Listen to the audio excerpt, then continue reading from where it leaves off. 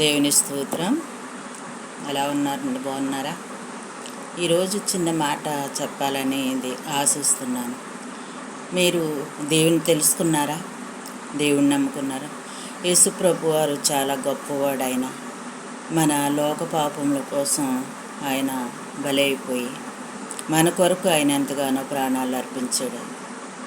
మనం ఎందుకంటే అనుకుంటాం మనకు ఇంకా వయసు ఉంది కదా, మన వయసు ఉంది, అప్పుడే ఎందుకండి దేవుడిని నమ్ముకుండి దేవుంది, లాస్ట్లో ఎప్పుడో ఏమో చనిపోతే ఎక్కడికి వెళ్తామో ఏంటో. ఈ భూమి మీద ఉన్నంతకాలం కూడా మన ఇష్టం వచ్చినట్టు తినవచ్చు, తిరగచ్చు, ఏదైనా చేయొచ్చు అని అనుకుంటున్నారా? లేదండి. మనం ఇక్కడ ఉండగా అన్నీ చెయ్యాలన్న ఆశలు ఉంటాయి, కానీ పాపం అనేది మనల్ని పట్టేస్తుంది అన్నమాట.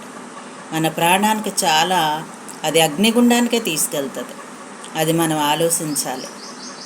ఒక ధనవంతుడు అనుకున్నాడంట, నేను 4 దిక్కులు సంపాదించాను, ఎంతో ఆస్తి సంపాదించాను, ప్రాణమా తిను తాగు అనుకున్నాడంట.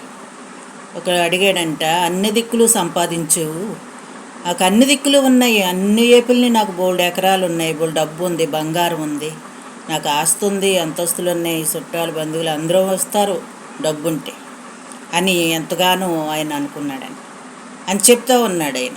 అప్పుడు అన్నాడంట, నువ్వు పై దిక్కు ఉందా నీకు? 4 దిక్కులు నీకు ఉంది, కానీ పై దిక్కు నీకు ఉందా అని అడిగాడంట.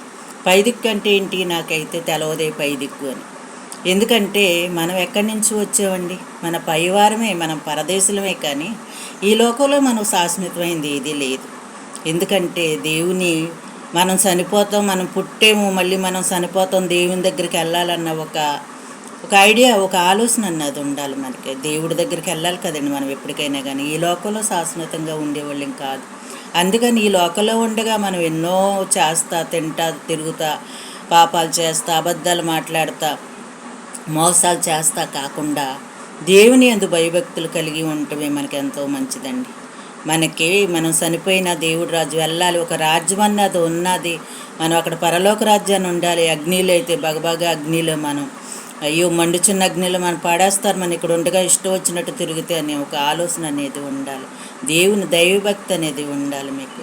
దేవునందు భయభక్తులు ఎప్పుడైతే ఉన్నదో ఆయన దాసి ఉంచిన మేలు ఎంతో గొప్పదండి.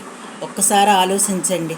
ఆలోచించి దేవుని యందు భయభక్తులుగా ఉండి రక్షణ పొంది దేవుని యందు ఎంతగానో ఆదివారం ప్రార్థనకి వెళ్తా, ప్రతిరోజు కూడా దేవుని ప్రార్థన చేసుకుంటా. మీ కుటుంబాలని, మీ బిడ్డల్ని దేవుడు ఎంతగానో ఆశీర్వదిస్తాడు. మిమ్మల్ని కూడా మనం పరమార్థం చేరాలంటే ఆయన కృపలేందే మనం ఏమి చేయలేము అసలు మనం. ఎందుకంటే ఆయన యందు భయభక్తులుగా ఉండాలని కోరుకుంటున్నాం. మీరు కూడా అలా ఉండండి, ప్రార్థన చేసుకోండి, దేవుని సన్నిధికి వెళ్ళండి. ఒక రాజ్యం అనేది మనకున్నదని ఒకసారి ఆలోచించండి. దేవుడు మిమ్మల్ని దీవించునుగాక.